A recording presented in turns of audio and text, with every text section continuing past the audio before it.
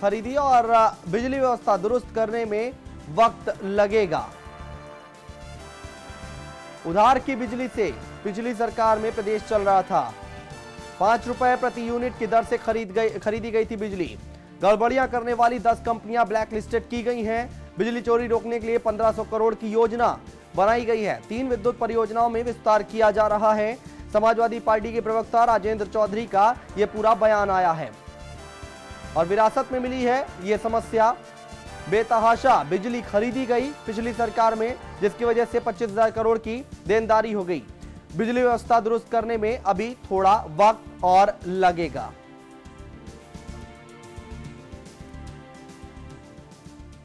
और लखनऊ के चौरबाग railway station के पास एक शख्स के मोबाइल टावर पर चढ़ गया एक शख्स, जिसके बाद चारों तरफ हंगामा मच गया। मुकेश नाम के इस शख्स ने टावर पर चढ़ते वक्त अपनी मांग की एक चिट्ठी फेंकी, जिसमें लिखा हुआ था कि वो अपनी मांगों को लेकर मुख्यमंत्री अखिलेश यादव से मिलना चाहते हैं। और दरअसल कांशीराम नगर के रहने वाले मुकेश के गांव में बिजली पानी जैसी कई बुनियादी समस्याएं हैं, जिनके बारे में वो सीएम साहब को बताना चाहता था। चिट्ठी में मुकेश ने धमकी भी दी कि अगर उनकी मांगों पर जल्द अमल नहीं किया गया तो वो 26 जुलाई को 3:05 पर आत्मदाह कर लेंगे।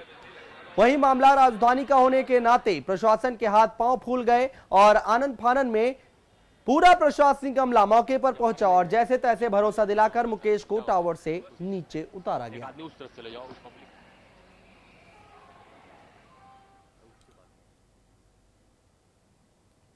उत्तर प्रदेश के प्रदेश अध्यक्ष रीता बहुगुणा जोशी ने आज अपना 64वां जन्मदिन मनाया। इस मौके पर इलाहाबाद में रीता के घर पर धूमधाम रही। कांग्रेस कार्यकर्ताओं ने शहर के सुभाष चौराहे पर केक काटकर रीता बहुगुणा जोशी का जन्मदिन मनाया और उन्हें बधाइयां दी।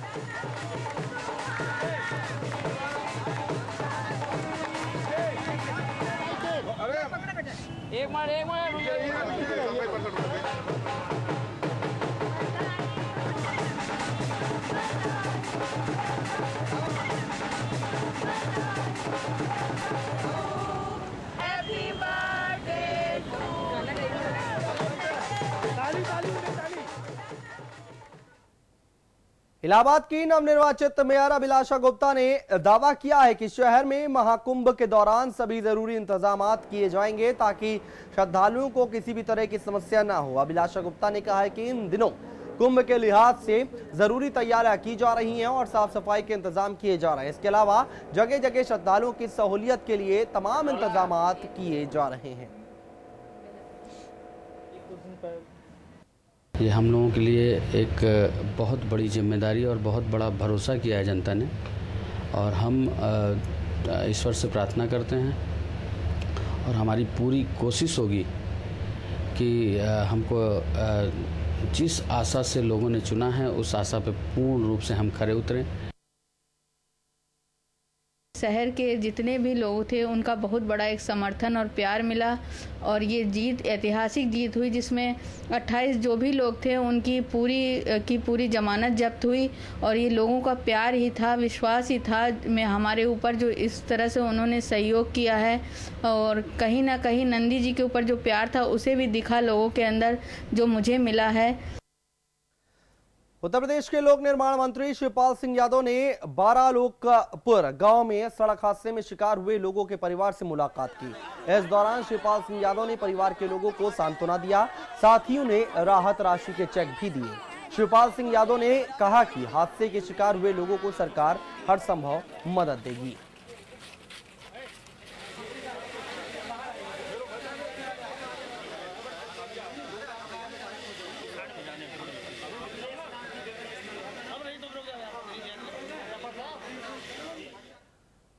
उत्तर प्रदेश के संत कबीर नगर में एक शख्स ने अपनी बहन और अपने 13 महीने के मासूम भांजे को मौत के घाट उतार दिया। यह घटना देवरिया से एक गांव की है, जहां मोहम्मद इस्माइल नाम के एक शख्स ने अपनी बहन को मौत के घाट उतार दिया। बताया जा रहा है कि मोहम्मद इस्माइल की बहन ने 2 साल पहले अपनी मर्जी से प्रेम विवाह किया था।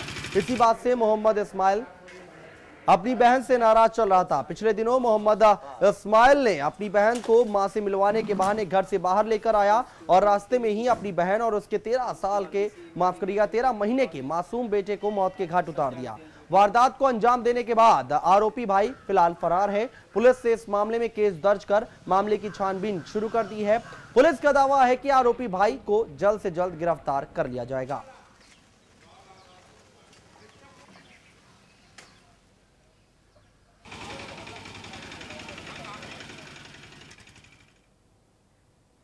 और आज चारों तरफ तीज के त्योहार की धूम दिख रही है। आज के दिन महिलाएं व्रत रखती हैं और दुल्हन की तरह तैयार होकर नाचती गाती हैं। सावन महीने में आने वाले त्योहारों में तीज बेहद खास है। इस त्योहार की तैयारियां 1 महीने पहले से ही होने लगती है।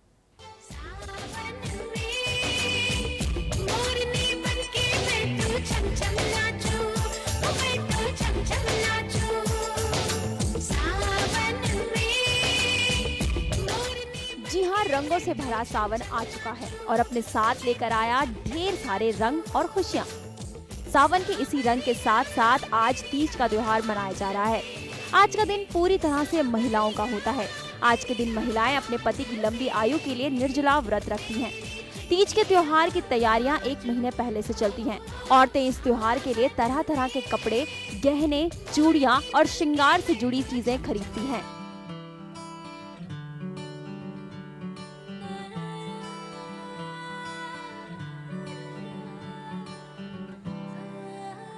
इस दिन के लिए लड़कियां अपने हाथों में मेहंदी लगवाती हैं। मेहंदी के बिना तो औरत का श्रृंगार वैसे भी अधूरा माना जाता है, इसीलिए आज के दिन महिलाएं हाथों में भर भर के मेहंदी लगवाती हैं। दरअसल तीज के त्योहार के दिन महिलाएं अपने पति के लिए व्रत रखती हैं और साथ ही वो आज के दिन दुल्हन की तरह सजती हैं। अब भाई जब दुल्हन की तरह सजना है तो तैयारियां खास होना तो लाजमी ही है, लिहाजा महिलाएं जमकर शॉपिंग करती हैं। साड़ियाँ खरीदी हैं अपने लिए और सूट खरीदे हैं, बाकी चूड़ियाँ खरीद रहे हैं, मेहंदी लगवाएंगे। सब लोगों से तैयारी कर रहे हैं। सुबह से आज हम लोग घूम ही रहे हैं, शॉपिंग ही कर रहे हैं। तीज को हरियाली तीज भी कहा जाता है क्योंकि इस महीने चारों ओर हरियाली होती है। गाँव में तो लड़कियां पेड़ों पर झूले डालती हैं और नाचती गाती हैं। इस त्योहार के लिए बाजार भी खूब सजाए जाते हैं। त्योहार के कुछ दिनों बाद आता है रक्षाबंधन। भाई बहन के प्यार के इस पवित्र त्योहार की तैयारियां भी आज से ही बाजारों में दिखने लगती है। सबसे ज्यादा चूड़ी और मेहंदी के कोन, मेहंदी की गुत्ती और मेहंदी लगती है। आज चारों तरफ तीज का रंग दिखाई दे रहा है और इसी त्योहार के साथ रक्षाबंधन और जन्माष्टमी की धूम भी बाजारों में दिखने लगी है। सावन का ये महीना वाकई रंगीला होता है और इसके रंग अब चारों तरफ त्योहारों के रूप में दिखने भी लगे हैं। अनूप मिश्रा के साथ ब्यूरो रिपोर्ट, बरेली समाचार प्लस। फिलहाल 8 PM रिपोर्ट में इतना ही। एक छोटा सा ब्रेक के बाद भी खबरों का सिलसिला लगातार जारी।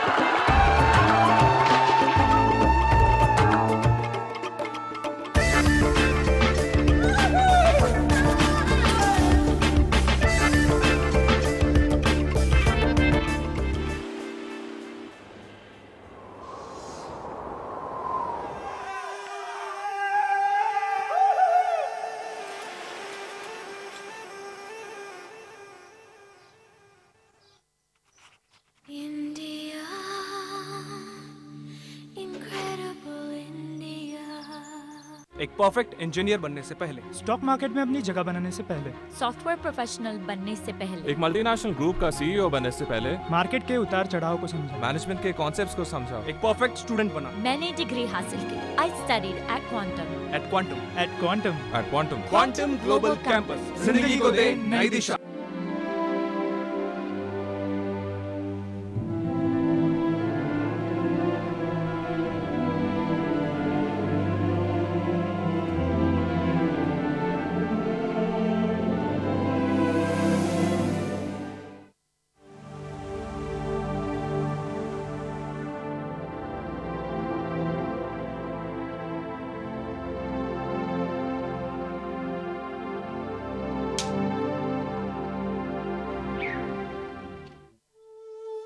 उत्तराखंड की खूबसूरत वादियों के बीच गुजरते ये टेढ़े मेढ़े पथरीले रास्ते।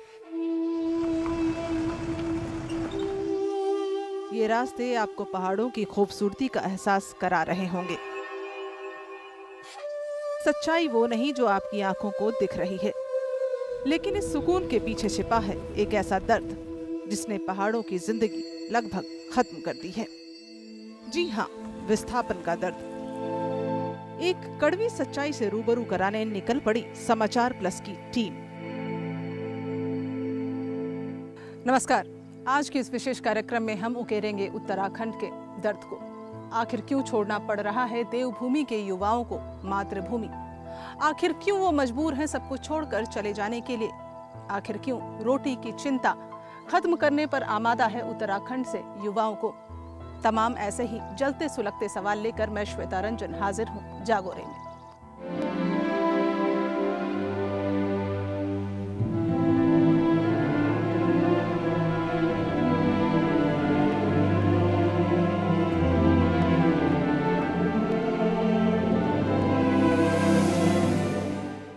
उत्तराखंड के पहाड़ों पर गहरा साया पसर गया है उदासियों का। रोटी की तलाश में गांव के गांव खाली हो रहे हैं। अब यहाँ काम करने की उम्र वाले लोग ढूंढना मुश्किल है। आखिर क्यों हुए ऐसे हालात? कौन है जिम्मेदार? गलती हुई तो कहाँ हुई? आखिर कौन है गुनहगार? कहाँ गए वो सपने जिन्हें आंखों में सहेज कर लड़े थे यहाँ के लोग अलग सूबे के लिए, जिन्होंने खाई थी गोलियां? हुआ था रामपुर तिराहा कांड। फिर आखिर क्यों नहीं बदली तकदीर? उत्तराखंड की इन वादियों में पल रहा है एक दर्द।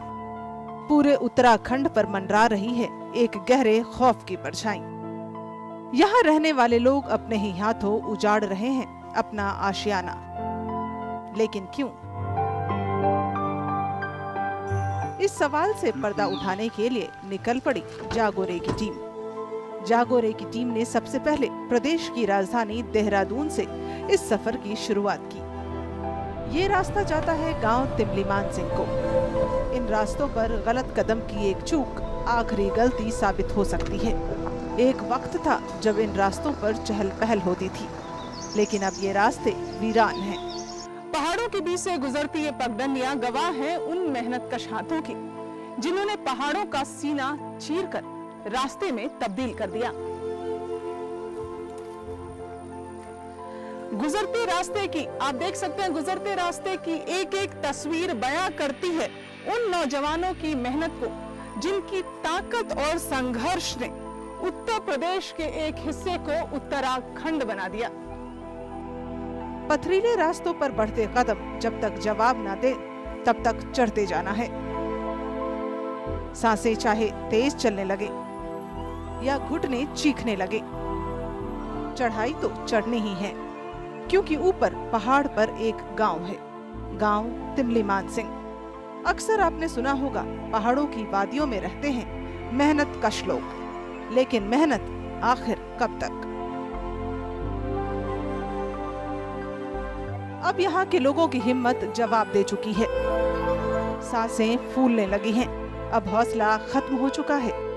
लोगों को उनके सपनों से ज्यादा पेट के भूगोल ने उलझाया है। ये पगडंडियां ज्यादा दूर नहीं जाती, क्योंकि इन्हें बनाने वाले मजबूत हाथों को रोटी के बोझ ने इस कदर कमजोर कर दिया कि कलेजा मुंह को आ गया। दर्द ने उफान मारा तो पहाड़ों की वादियां छोड़कर उन्हें दिल्ली मुंबई का रुख करना पड़ा।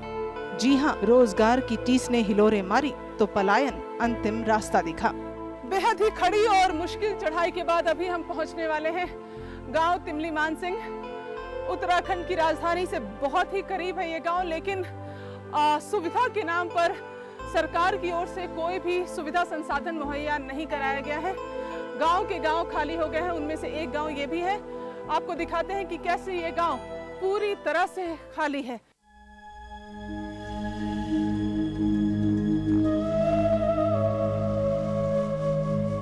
गांव में पहुंचकर जो तस्वीर सामने आती है वो भी देख लीजिए जरा। ताला लगे मकान वीरानियों की तस्वीरों को पुख्ता कर रहे हैं। मकान में ताला लगा दिख रहा है, लेकिन वास्तव में ये ताला उन तमाम लोगों की उम्मीदों पर लगा है जो इस गांव के निवासी हैं। ये ताला उन तमाम ख्वाहिशों पर जड़ दिया गया है जो इन कच्चे मकानों में बंद हैं। समाचार प्लस की टीम ने इस गांव के दर्द को करीब से जानने के लिए गांव में किसी से बात करनी चाहिए, लेकिन अफसोस यहाँ हमारी मुलाकात